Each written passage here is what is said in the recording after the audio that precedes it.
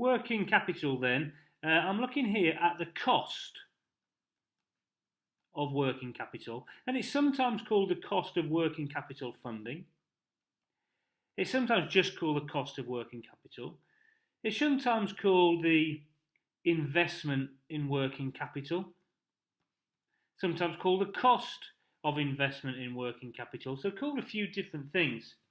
But let's say we've got some inventory. Now, if we've bought inventory, we've effectively invested it, haven't we, of 800. And we've got some receivables. Now, we've said to our receivables, you don't have to pay us. So we're effectively investing in that as well. Let's say we've got 400 of that.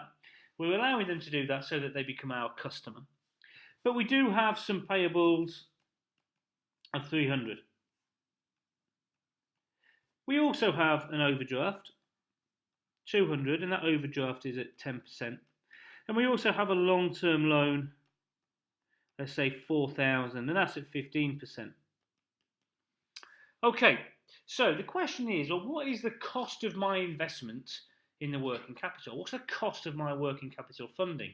Well, I've invested in inventory and receivables, so that's 1,200. But I'm funding that partially by these payables, by not having to pay the payables yet. So that's good. So 1,200 minus 300, I'm only actually having to fund then 900. How am I funding it? Well, first of all, by my overdraft. 200 of it is being funded by my overdraft. And then what is the cost of that? Well, it's 10%, isn't it? So 10% of 200 would cost me 20. But I've still got 700 to fund.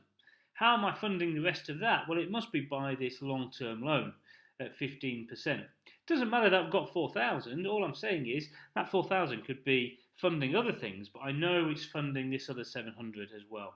So 15% of 700 is 105. That's it. You're finished. Add those two together. The cost of investment in working capital, or my cost of funding, is 125.